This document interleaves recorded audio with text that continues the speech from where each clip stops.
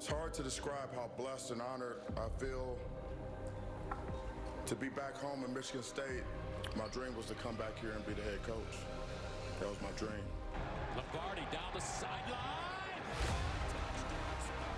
Mel Tucker gets a huge win. I got to tell you what a first win.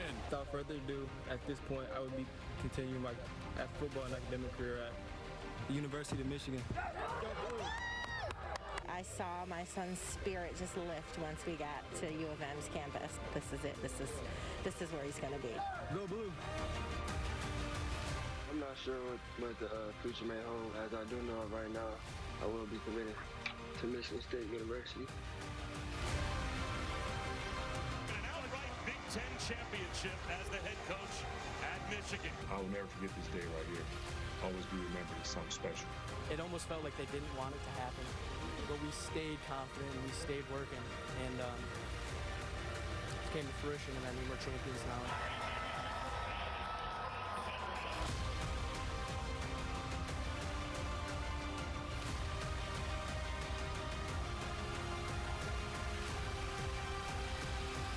Go green. All right.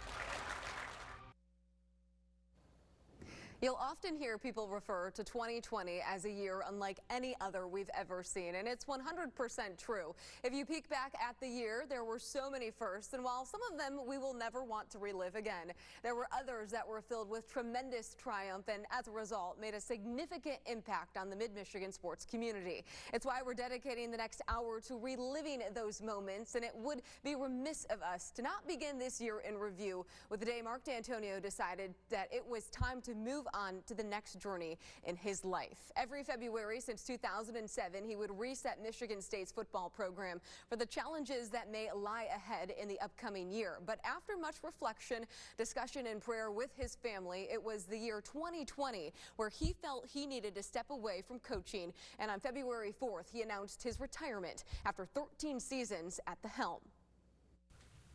Wow. You'd think I'd be named head coach today, rather than, I guess everybody's here just like they were when I first came in 13 years ago. 2 years, that is the most. It was quite the emotional day for Dantonio, who said it was one of the most difficult decisions he had ever made at MSU. But it was also a decision that he had been weighing on him for quite some time. The all-time winningest coach in the program's history knew it was time for a new decade of Spartan football. I've told our players on many occasions that Michigan State is bigger than any one person.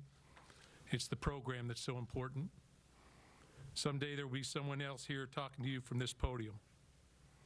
That day has come. There have been so many amazing life moments in the past 13 years. When I reflect, I think of our Big Ten championship games, our Big Ten championships, 3, the big games that we played in, the playoffs, the bowl games, the bowl wins, the moments, the milestones, the graduates, and the many NFL opportunities our guys have had, and finally, and perhaps most importantly, the relationships made. This job has always been a 24/7, 365-day-a-week, a year position. There's no downtime in it, not any whatsoever, and it is filled with the demands and challenges of managing games, players, coaches, recruits, donors, staff, media, an enthusiastic fan base, and competition at the very highest level. I will miss all of it, but feel the sacrifices that I have made away from my family must now become my priority at this time in my life. With Dantonio's departure, the search was on for the next leader of MSU's football program. And initially, Mel Tucker, who was the head football coach at the University of Colorado at the time, turned down the job. He and Colorado's athletic director, Rick George, even formulated a statement and tweeted it out to the fan base about how Tucker was committed to staying put in Boulder to coach the Buffaloes. But 3 days later, he'd have a change of heart once Cincinnati's Luke Fickell declined the job because MSU came back with an offer he could not refuse. Tucker was guaranteed an annual salary of $5.5 million, doubling what he made at Colorado, and his decision to come to MSU left George scrambling to find a new coach. On the same day Tucker was introduced into East Lansing, George had to answer questions about how he and the players had felt about him leaving. Look, I don't feel jilted at all. You know, my biggest concern is our student athletes. This isn't about me at all. My job is to make sure that we hire somebody that has the same expectations that I do for our student athletes and for our program to be successful. And, Mel made a decision that was best for he and his family. I respect that. And again, I'm focused on what's ahead. February 12th, 2020 was the day Tucker was formally introduced as the 25th head football coach of Michigan State's program.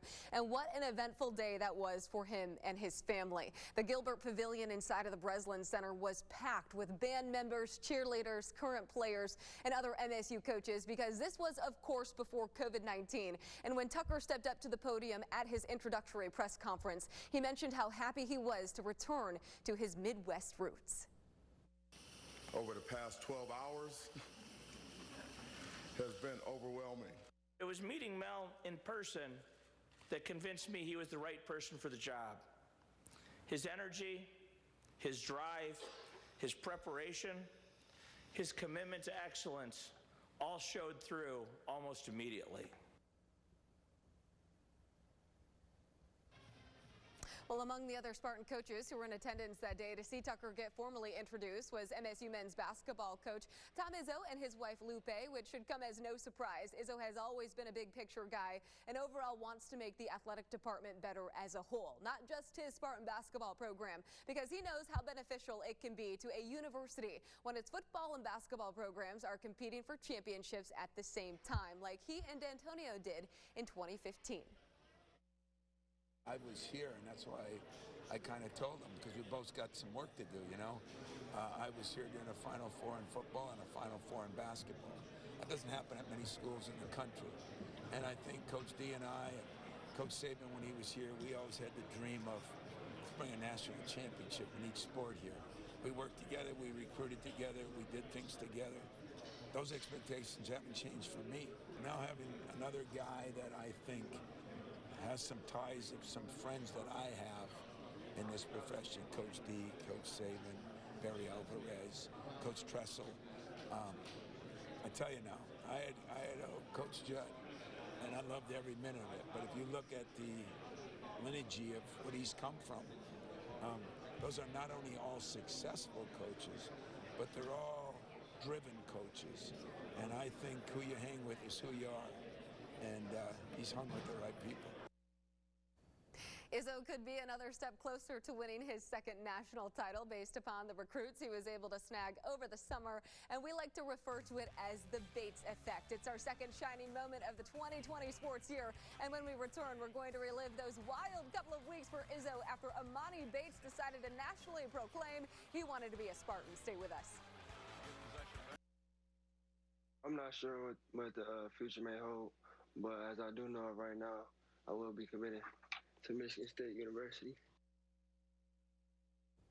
What a day that was in late June. In a moment, Michigan State basketball fans could probably tell you exactly where they were and what they were doing when Amani Bates, who is the best high school basketball prospect in the country for the class of 2022, gave his verbal commitment to play at MSU. The now Ypsilanti Prep Academy star made his announcement on the four-letter sports network, becoming the highest-rated recruit in Michigan State basketball history. Now, that's a pretty big statement to make, but Magic Johnson, Miles Bridges, and Shannon Brown weren't the best players in the country coming out of high school. The news was a shock to not just Spartan fans, but the MSU coaching staff as well. Tom Izzo found out just like the rest of us by watching the announcement live on TV. When asked why he chose Michigan State, Bates explained that he's a guy who stays committed to those who've been interested in his talents from the very beginning.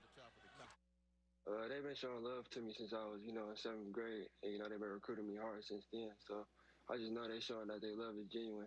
And they just been here for a long time. So I'm big on loyalty. And then they show me all loyalty. So, I got to show them love back.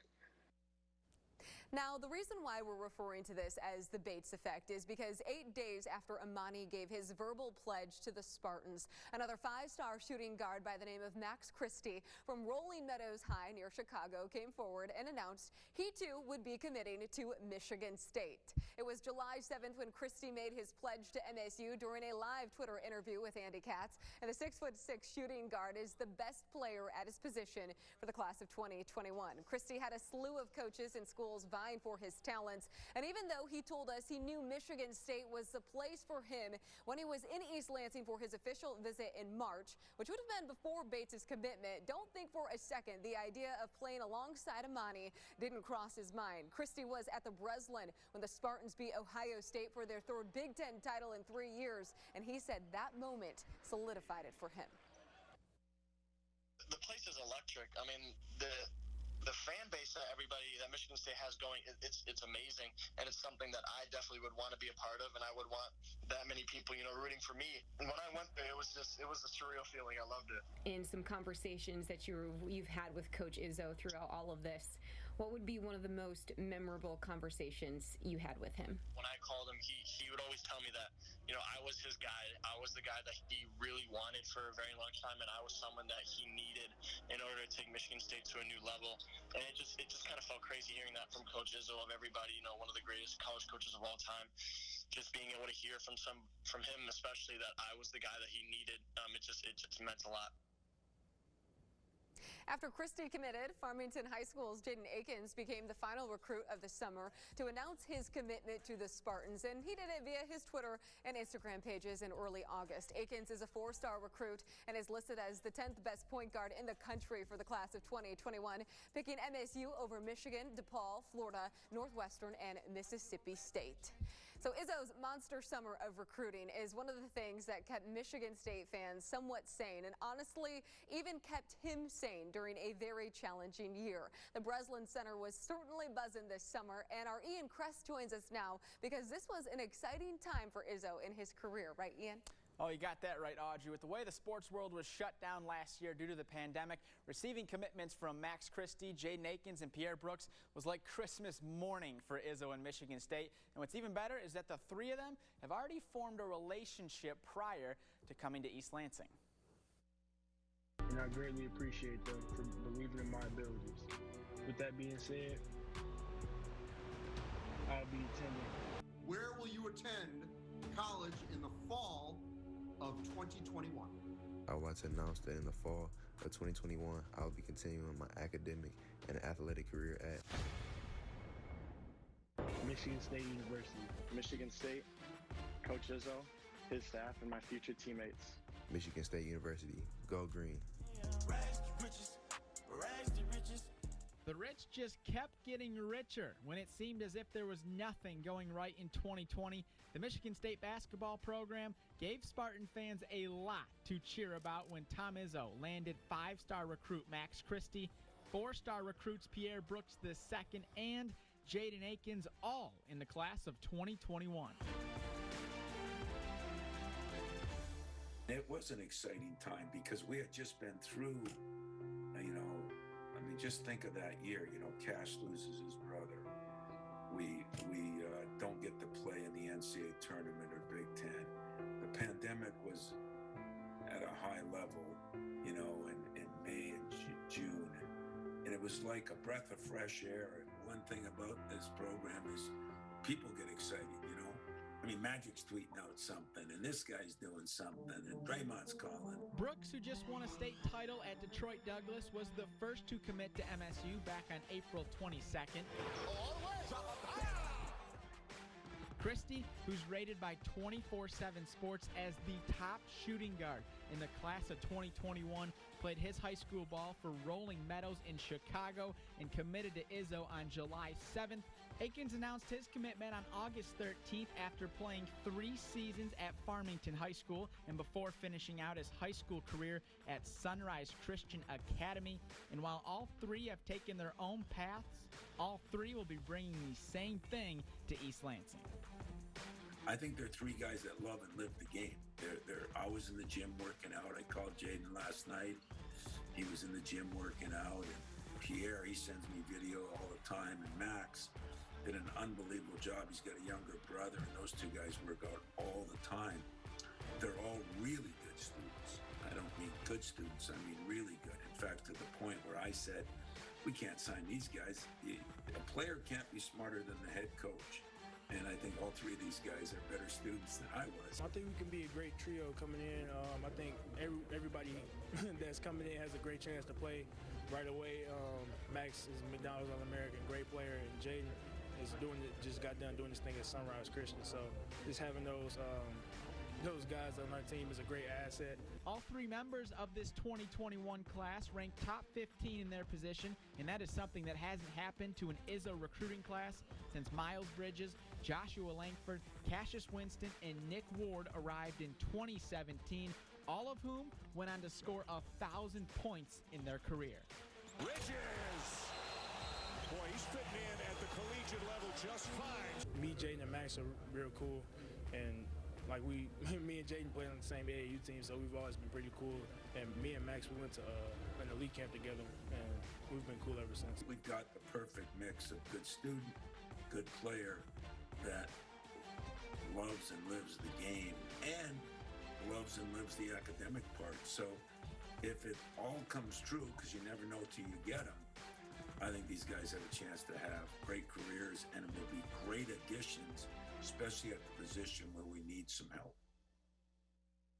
And Izzo expects to have all three of them on campus by the end of May, and it's a summer he cannot wait for. Considering last summer, Michigan State wasn't allowed to hold workouts until the fall, which hurt the development of certain players. So Izzo is hoping his team gets to hit the ground running come summertime. Back to you.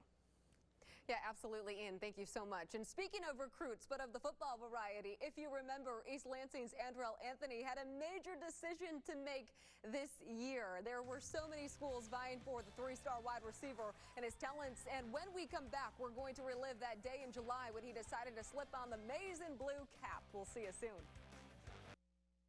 Without further ado, at this point, I would be continuing my football and academic career at the University of Michigan. Go Blue!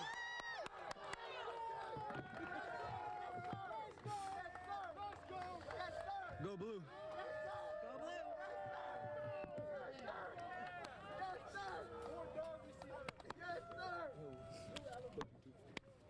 Congratulations.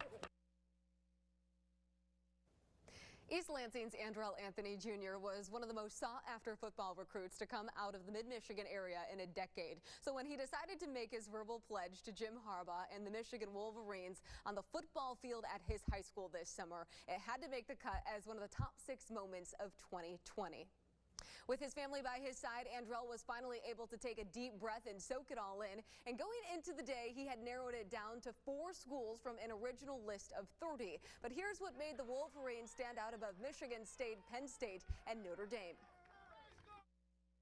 Ever since day one, Michigan has really stood out to me because they recruited me very early since my sophomore year. They offered me pretty early too.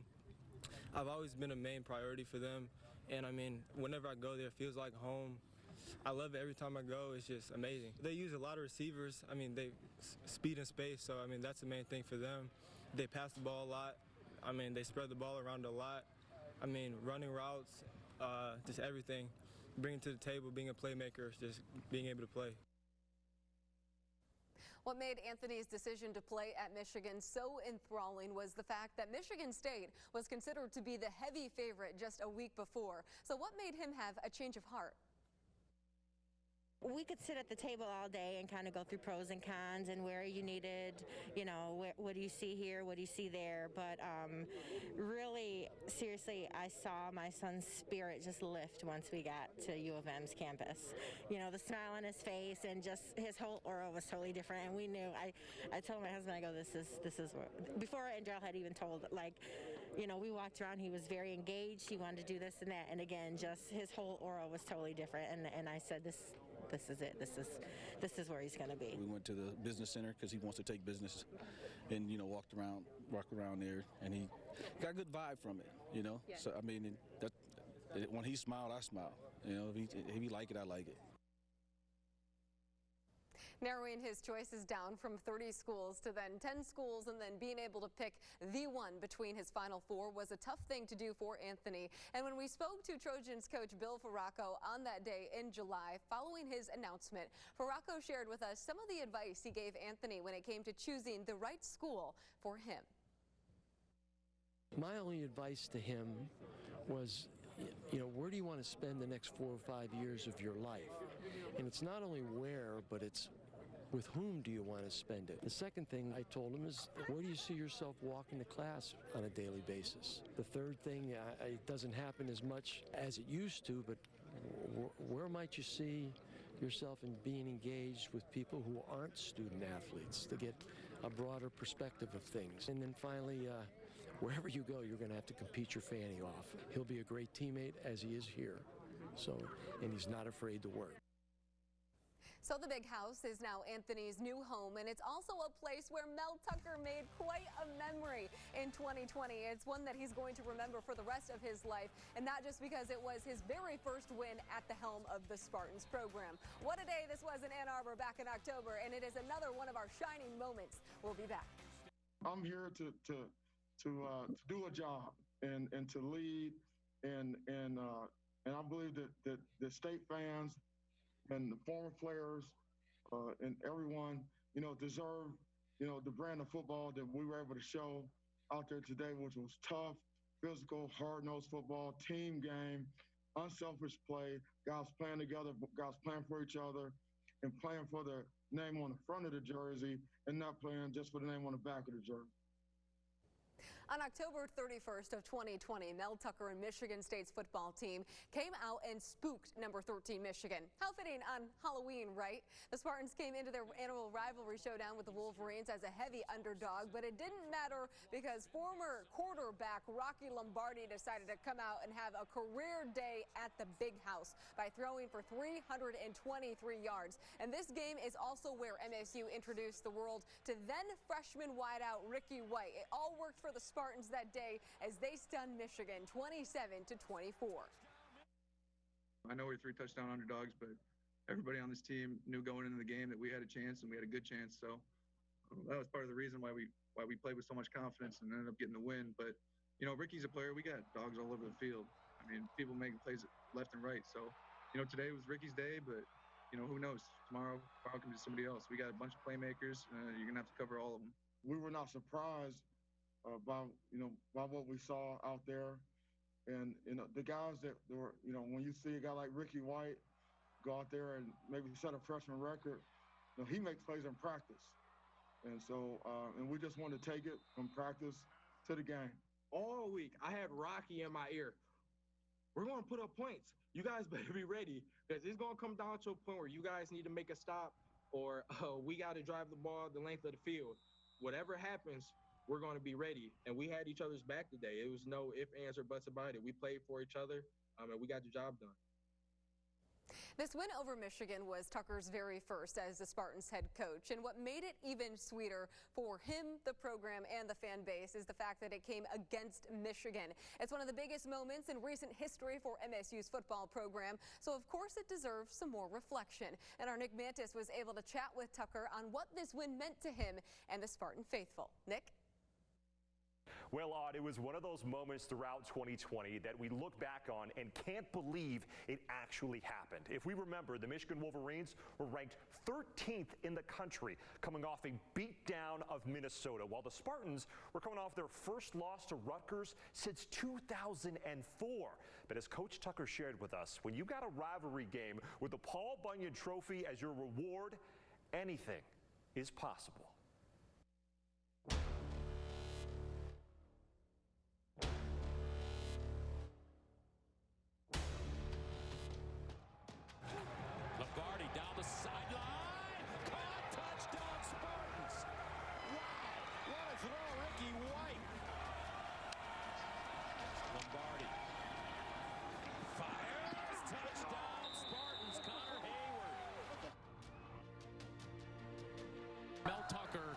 It's a huge win. I got to tell you what a first win.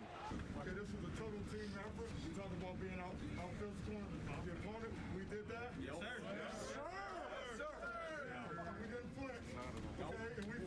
baby, okay? And this is not the end for us. This is just the beginning. That was a great day for the Spartans. It was our first win.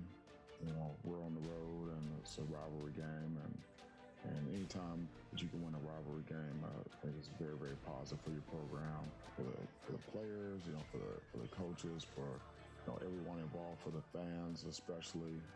You know, it's a special moment, and being able to bring the Paul Bunyan Trophy home was a special time.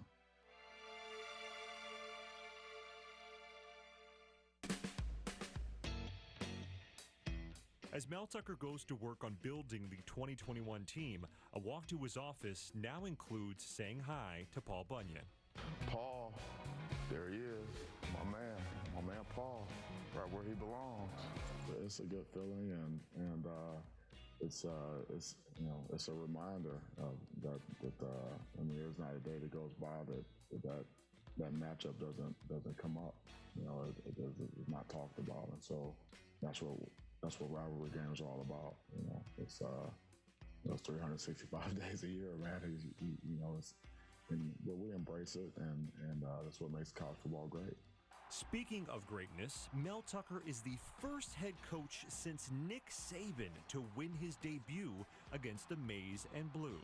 I owe a lot to Coach Saban. He gave me my start in coaching. He always emphasized the rivalry. And that's what I've done. He really laid the foundation for me as a coach and as a teacher and as a developer of players. He really was a great role model for me. When reflecting on how well the Spartans played against the Wolverines in 2020, Coach Tucker sees that game as a snippet of what's to come. That was a glimpse, maybe kind of a window to look through to see what our potential is, what's possible here, and something to build upon. In September, when we step on the field, that we can there'll be a better brand of football out there. It will be apparent to everyone that sees us play to say, that's what I'm talking about. That's the Michigan State football. Y'all know I love having fun out there with y'all boys. I love it. Yes, sir. No fly zone on one. Squad.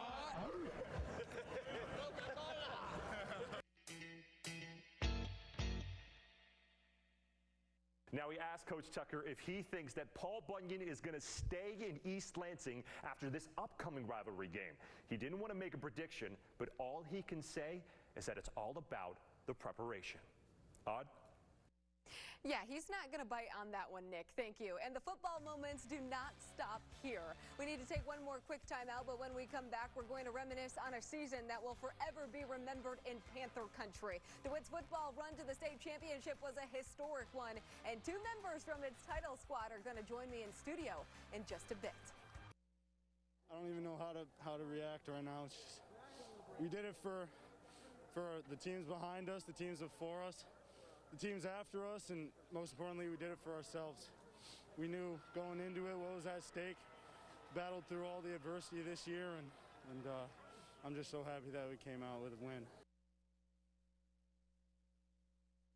When you think about all of the great sports moments that happened here in mid-Michigan over the last year, you cannot leave out Rob Zimmerman and his DeWitt Panthers. On January 23rd, DeWitt's football team put the cherry on top of its undefeated season by topping River Rouge in the Division III final 40-30 to win their first ever state championship in the program's history.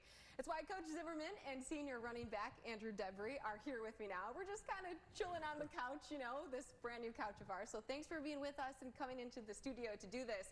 And when you initially look back on that day, Rob, what is your overall just reaction now, just a couple of months later, when you think back to being at Ford Field?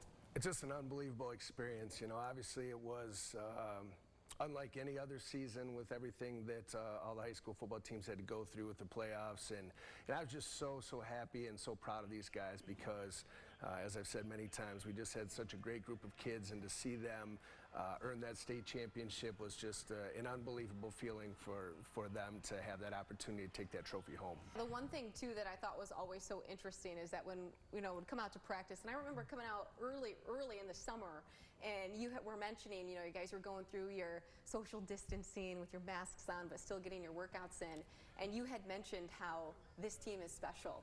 We need to play this year. And so what was that inside you, that innate feeling that made you feel that way? Well, we obviously had a really good year when these guys were juniors. We lost in the last 2 minutes to Muskegon, which was a great stepping stone for us. And we had so many returning starters, and these guys had just done such a great job through the whole COVID thing with still getting workouts in. And you could just see from a leadership standpoint and the drive that these guys had. Yeah, and Andrew, for you, senior year, you get to cap it off with the ultimate prize, which is the state championship. And I know so many times during that day on the field there, you had mentioned how it was just kind of a surreal moment to have your brother there as well. But what was it like for you two when you scored that one touchdown right before halftime, 8-yard touchdown? Walk us through that play maybe, or just the events leading up to that touchdown. Earlier in practice during the week, Coach Zim, we put that play in, and we kept practicing it. And I mean, usually sometimes I don't think it's carry over the field. Coach puts in plays that we never run. And so when we got there to the 10-yard line, Coach had to bring out his goal line packages, his plays, and anybody could have played my position and scored that touchdown there. We had receivers picking the linebackers for me, so it was basically a walk-in touchdown. Anybody could have scored it, but all credit to Coach Zim on that one. Yeah, anybody could have scored that touchdown. Well, you did a great job with that. But too, Tyler Holtz, your quarterback, obviously, who threw that pass to you. To think back that he had 5 touchdowns in that game, 4 through the air, 1 on the ground. You said you've known Tyler for a long time.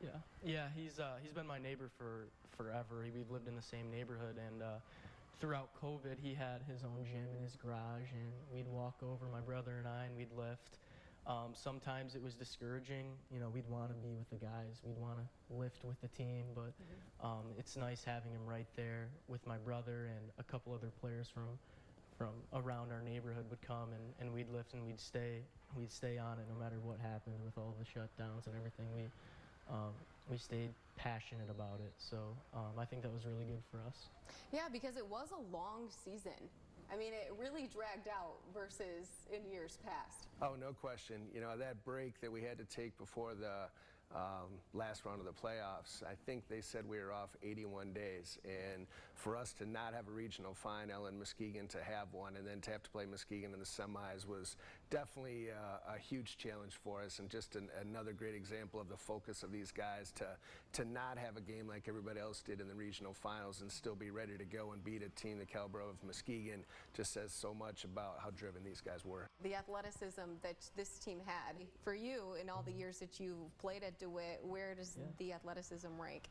Definitely at the top. I mean, when you have a bunch of guys who are physical mixed with that athleticism, it's you're gonna have a good team. And Tommy and Ty and Nick, my brother, having all those fast guys, sometimes they'd be in the end zone so fast, and I didn't want to run down there. I was tired. So yeah, 1 second they've got the ball, and then they're gone and touchdown. It was pretty amazing. But with our blockers up front as well, they were physical. They gave Ty a bunch of time to throw the ball, and they blocked for me as well. So both the physicality part and the athletic part was the reason why we brought home this state championship. Where is the trophy right now? It's in our athletic director's office, I believe. Okay. He has it, I think, sitting out still, but it certainly has been proudly on display there since we won it.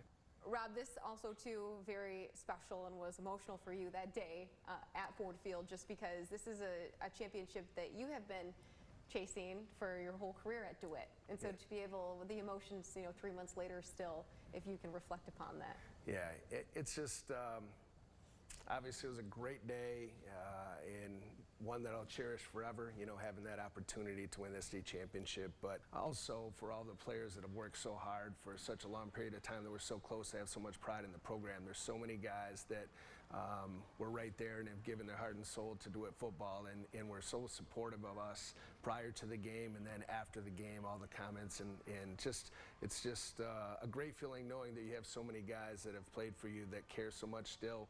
So this group certainly getting rewarded, and then all the guys that played for us before, it meant a lot to them as well. Yeah, Andrew, you had mentioned on the field that day that this wasn't just for you guys. It wasn't just, for the former players as well, but it was for the community too.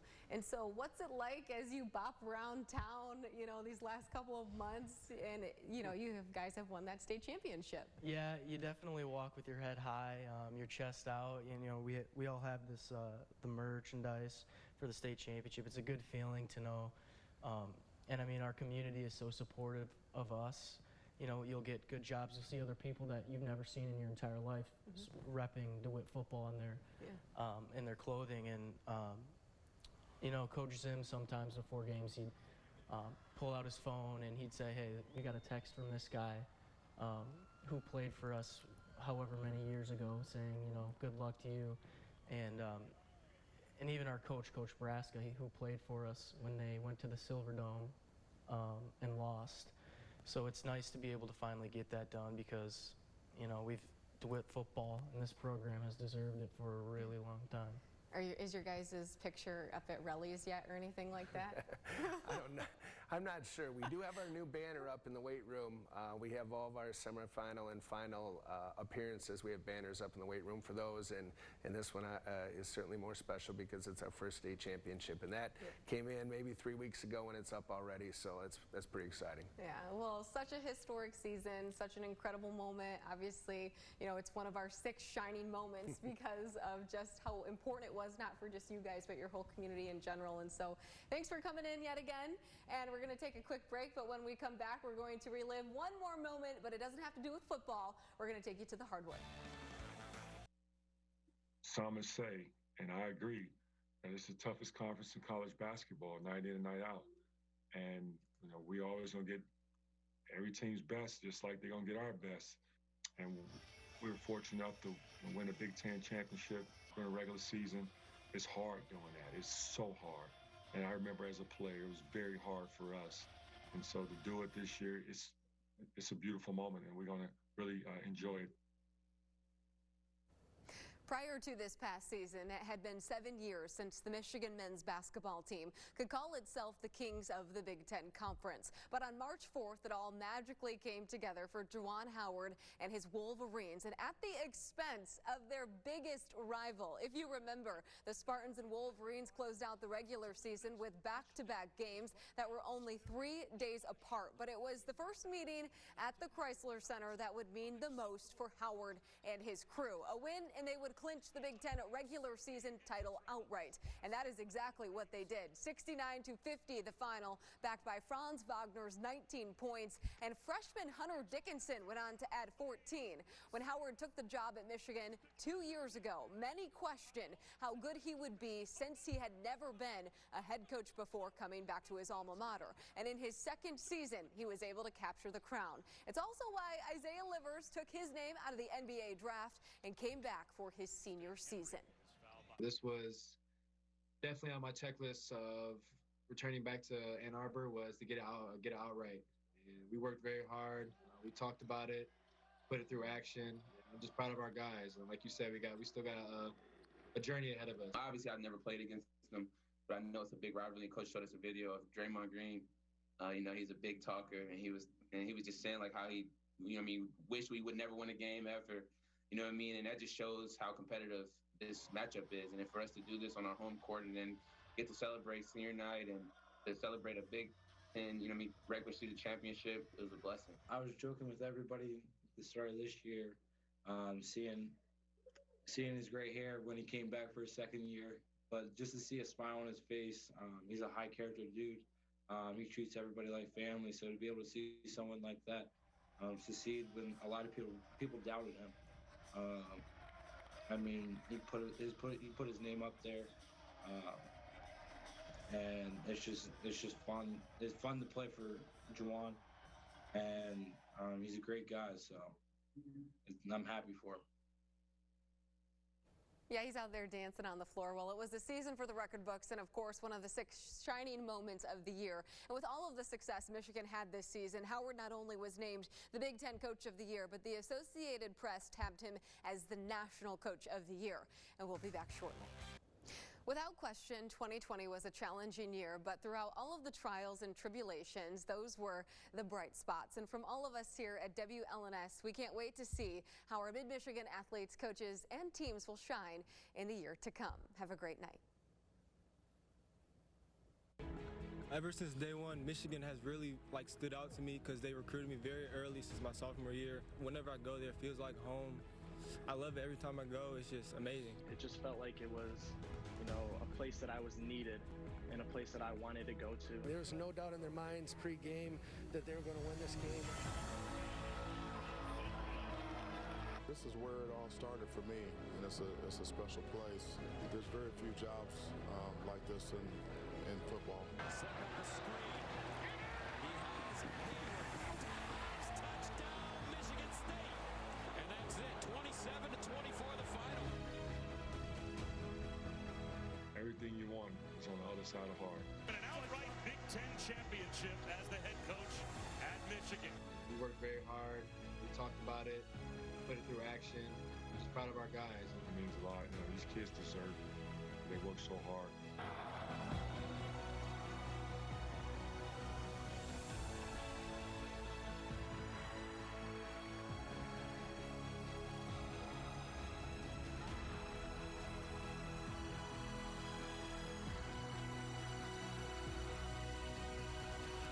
Still am lost for words. I will never forget this day right here. My dream was to come back here and be the head coach. That was my dream.